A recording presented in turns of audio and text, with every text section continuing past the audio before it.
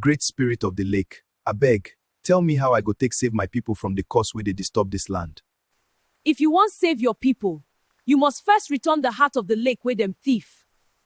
Ewo, so my people they thief. Your people na thief na, so tell them come thief me, but no wahala. Abeg, great spirit, where I go fit see this heart where them thief? For you to get the heart, you must first go the place where them call the Great Beyond. Inside, you go see the giant gate of souls. Great spirit, I dey come. Make I go bring the heart come. I must save my people. There was a village called Udemili. Near this village, there was a river called Udala River. Everybody in Udemili village knew this river. Udala River was not just a water. Rumor has it that during the day, they hear whispers, the river speaking softly. Sometimes, if you listen closely, you can hear loud whispers of someone crying, "Where is my heart? Why did you leave me? Who remembers me?" And during the night, the voices become stronger, like a spirit moving around the village, causing fear in the heart of the villagers, screaming and crying very loud, knocking on walls and doors, walking around calling people by name. Anyone who answers the voice falls sick from fear. Anyone who goes outside during that time goes missing. In Udemili, there is a saying, "A river that talks is not empty."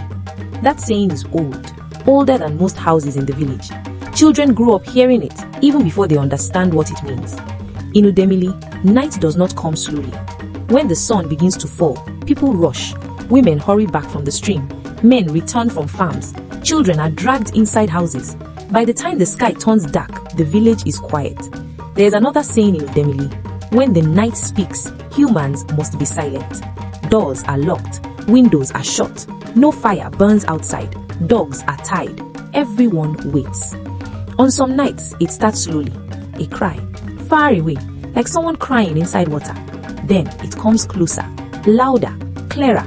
People hear footsteps, but when they look through cracks in their doors, they see nothing. Then the knocking starts. Not hard, slow, like fingers tapping mud walls. Then the voice, calling names, not shouting, calling. Okeke, Adana, Chibuzo. When the voice calls your name, your heart jumps. Sweat covers your body. In Udemili, the people say, if your name is called by the dark, cover your mouth. Those who forget this lesson pay for it. Years ago, a woman called Adaku answered the voice. She thought it was her husband. She opened the door. Nobody saw her again. Another time, a young man called Ifeanyi stepped outside. By morning, only his slippers were found. No blood, no sign of struggle, just empty space and fear. At first, the people thought the missing were dead. Later, they learned something worse. Some people came back, but not whole. A man called Emeka returned after 3 days. His eyes were open but empty. He shook all the time. When he spoke, his words did not join. All he said was water, darkness, voices. After that, the people knew. Those who go missing are not killed. They are taken. Taken under Udala River. Held there, alive. There's a saying in Udemili, the river does not eat flesh, it keeps it. The land had a ruler. His name was Chief Eze Maduka. He was proud. He did not believe in spirits. When people complained, he laughed. How can a river rule humans, he said. He sent guards, strong men, armed men. They stood near Udala River at night. Before dawn, they ran. They dropped their weapons. They refused to return. Chief Eze Maduka was angry, but anger did not stop the river. There was a man in Udemili called Obi. Obi was not a chief, not a warrior, not rich. He was a potter. He worked with clay. The people say in Udemili, one who shapes clay understands patience. Obi listened more than he spoke. While others feared the whispers, Obi wondered, why would a spirit ask for a heart? One afternoon, Obi went to Udala River. He went alone. He stood. The water moved slowly. Then the whisper came, clear, close. Where is my heart? Obi's legs shook, but he remembered another saying, fear is a drum, do not dance to it. So he stayed. The river spoke again. Why did you leave me? Obi felt pain in his chest, not fear, pain. That night, Udala River called Obi's name. Obi. The voice came close to his door. His heart beat fast, but Obi did not open the door. He spoke from inside. What do you want? The village had never heard that before. Someone answered and lived. That night, Udala River became quiet for the first time, and somewhere under the water, something listened. After the night Obi answered the river, something changed in Udemili. The night was quiet. No screaming, no knocking, no footsteps. People noticed. They whispered among themselves. In Udemili, there is a saying, when trouble keeps quiet, it is planning. People feared the silence more than the noise. Women refused to sleep. Men sat awake till morning. When the sun rose and nothing happened, fear did not leave. It grew. That morning, Obi went back to Udala River. He went early. Mist still covered the water. The river was calm. But Obi knew calm did not mean empty. There is a saying in Udemili, still water remembers everything. Obi stood. He listened. The whisper came again, clearer than before. Not crying this time, talking. You heard me, the river said. Obi swallowed. Yes, he replied. You did not run, the river said. Obi answered. I did not. The water moved. Slow circles formed. You are different, the river said. Obi asked a question that lived in his chest. Why do you call people at night? The river was silent for a long time. Then it spoke. They took my heart, it said. Obi felt cold. Who? He asked. The water shook. They know, the river said. They are still alive. There is a saying in Udemili, when a spirit speaks of the living, the dead are not at peace. That same day, Obi went to see the elders. The elders of Udemili were respected men and women. People feared their words. Among them were Nze Okore, the oldest man, Banwoye, keeper of village history, Mama Ifunanya, the woman who knew old songs. Obi greeted them properly. He knelt. He did not accuse. There is a saying in Udemili, truth walks slowly, but it arrives. Obi spoke carefully. Long ago, he said, did something happen at Udala River? The elders exchanged looks. Silence filled the place. Banwoye cleared his throat. The river has always been there, he said. Mama Ifunaya shook her head slightly. Nze Okore stared at the ground. Obi saw it. Fear. There is another saying in Udemili, Obi said. When elders avoid a story, it has teeth. The elders became angry. Leave old matters buried, Banwoye said. Some truths are dangerous. Obi bowed and left, but he heard it. They were hiding something. That night, the river screamed again, louder than before, angrier. The voice called a name, Chiamaka. Chiamaka was a young woman. She was stubborn. When she heard her name, she cried. Her mother held her, but she broke free. She ran outside. By morning, she was gone. The river had taken another. There is a saying in Udemili, when truth is delayed, bloodless tears will fall. Obi went back to the river. Anger filled the water. They refuse, the river said. They hide. Who? Obi asked. The elders, the river replied. They bound me here, it said. They lied. Obi's chest became heavy. How? He asked. The river whispered. They traded my heart for peace. That night, Obi dreamt. He saw fire. He saw people shouting. He saw something shining being thrown into the river. He woke up shaking. There is a saying in Udemili, dreams are messages that fear daylight. Obi knew. The truth was buried, but not dead. The river had chosen Obi, and the elders knew it. After Chiamaka went missing, fear spread like fire in dry grass. No house in Udemili slept well again.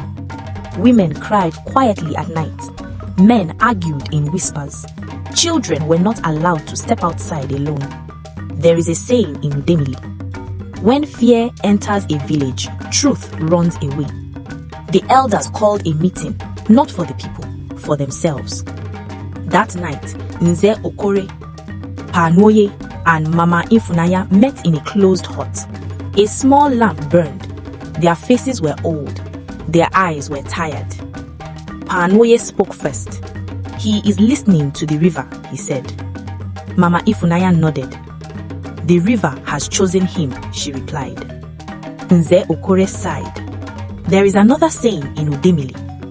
When the past wakes up, the present must answer. They knew the truth was coming back. Long ago, Udala River was not feared. People danced near it. Children swam in it. There was a woman then. Her name was Nkiru. She was kind. She was loved. The people say in Udemili, a good heart shines without light. Nkiru protected the river. She kept something sacred, something called the heart. It was not flesh, it was a spiritual bond, the life of the river. A time came when the land suffered, crops failed, sickness spread, people became afraid. There is a saying in Udemili, when fear makes wise men foolish. They believed the river was angry. They believed a sacrifice was needed, but not blood. They took the heart from Nkiru, they threw it into the river, they bound her spirit to the water, and they lied. Obi did not know everything yet, but he felt the weight. He went back to Udala River again. Tell me everything, he said. The water shook. I was a guardian, the river said. They turned me into a prison. Obi fell to his knees. How do I help you? He asked. The river whispered, bring the truth to the light. Chief Eze Maduka heard Obi's name again. People were talking. The governor was angry. He is causing unrest, he said. He sent messengers and asked them to warn Obi. Stop asking questions, they said, but Obi did not listen and kept asking. There is a saying in Udemili, when truth is chased, it runs faster. That week, 3 people went missing. Obina, a farmer, Ngozi, a widow, Uche, a child. The river cried louder. The night became heavier. People prayed, but prayers without truth did not work. One night, Obi dreamt again. This time, the water opened. He saw people under the river, walking, crying, calling. They were alive but trapped. There is a saying in Udemili, the living can suffer more than the dead. Obi woke up crying. Obi went back to the elders. He did not kneel this time. You lied, he said. Silence answered him. Mama Ifunaya cried. Nze Okore spoke softly. We were afraid, he said. Panwoye covered his face. We thought we were saving the village. Obi replied, you chained a spirit and buried the truth. The elders had confessed, but confession alone was not enough. The river still cried. The people were still trapped. After Obi confronted the elders, the village felt uneasy. The river had grown louder. At night, its cries echoed across Udemili. Its voice was heavy, sorrowful, angry. Obi knew the river was waiting for him. Obi went to Panwoye's hut. Tell me everything about Nkiru, he said. Panwoye lowered his head. Long ago, he began, Nkiru was the guardian of Udala River. She was pure, kind, and loved by all. She kept something sacred, something we now call the heart of the river. Obi listened closely. The elders feared the river during a famine. They thought it was angry, but instead of asking Nkiru, they took the heart from her and bound her spirit to the water. That is why the river calls for its heart. Obi's hands shook. So, the river is crying because of a wrong done long ago, he said. Panwoye nodded. Yes, and until the truth is spoken, the river will not rest. Obi spent the next few days by Udala River. He listened. He studied the whispers. He began calling the names of the missing softly, as if reaching under the water. Sometimes he felt a hand brush his arm, though no one was there. The river's whispers guided him. Clues emerged slowly. Missing people had wandered to certain spots, always near old trees or stones along the riverbank. Obi realized the river wasn't punishing blindly. It was protecting the heart and trying to remind the village of the injustice. Chief Eze Maduka heard the rumors spreading fast. He called Obi to the council. You are causing fear, he said. The river will not forgive you. Stop this nonsense. Obi stood tall. The river will not forgive until the truth is told. We must make peace. The governor frowned. Do what you want, but if anything happens to you, it is your choice. That night, the river was louder than ever. It called Obi, Chukwedi, and Ngozi. Obi listened, heart steady. He saw shapes moving beneath the water, trapped villagers reaching up, looking lost. The river whispered clearly for the first time. Bring back my heart. Free them. Obi understood. The river was waiting for justice.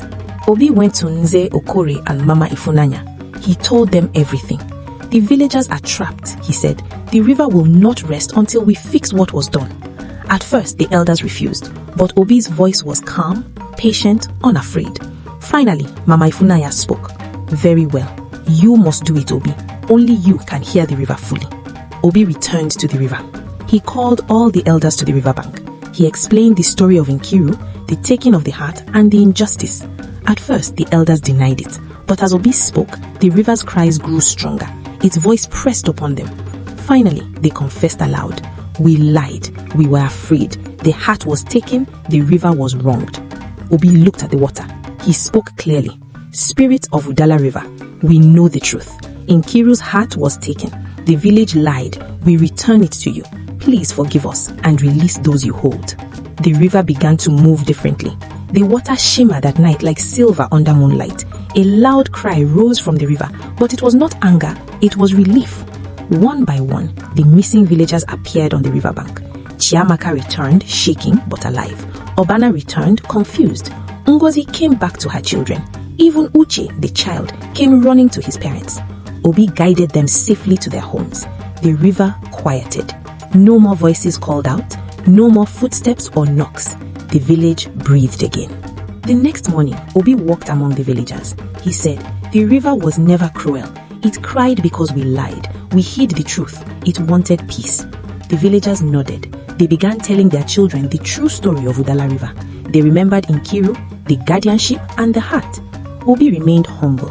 He did not claim power. He only listened. And in Udemili, the people finally learned that truth cannot be buried forever. The past must be honored, and listening is stronger than force. Udala River became calm. It was once again part of the village, not feared but respected. Obi walked along the river one last time. He whispered softly, "Rest now, spirit. Peace has come." And the river whispered back, gently this time, "Thank you." After the missing villagers returned, the village of Udemili was quiet but uneasy. People went about their daily lives, but the memory of Udala River remained. Even in daylight, mothers pulled their children back from the riverbank. The elders gathered again. This time, there was no hiding. Nze Okore, Pa Nwoye, and Mama Ifunanya sat in the open courtyard. Obi approached them. Obi spoke calmly. The river is at peace for now, but fear will return if we forget the truth. We must tell the people everything. Nze Okore lowered his head. There is no turning back, he said. We have hidden the past for generations.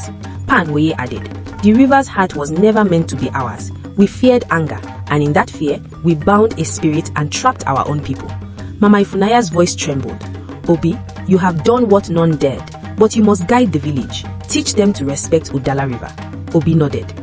Obi began visiting every family who had been affected. He told them how the elders had lied, why people went missing, how the river had been wronged, that the river did not hate them, it wanted truth.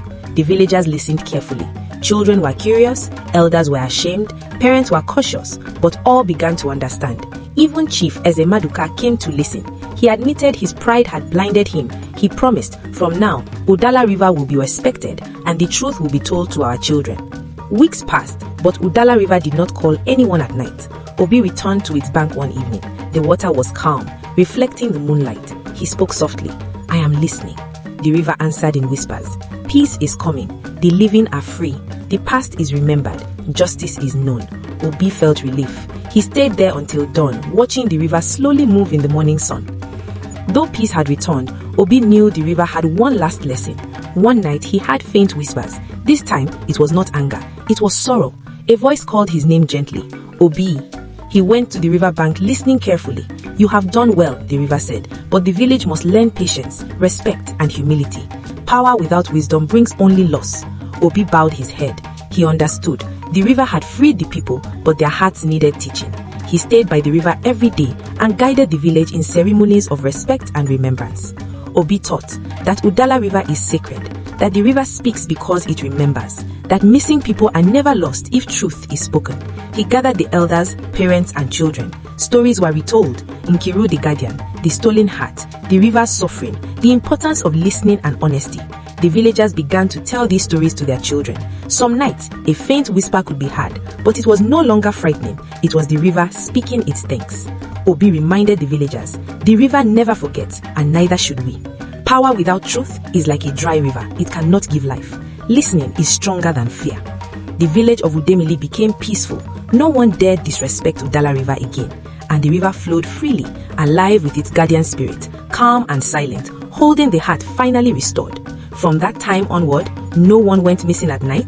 Udala River spoke softly in whispers, teaching patience and respect. Obi became a legend, and the village lived in harmony with the river. The story of Udala River was now complete, and it became a lesson for generations.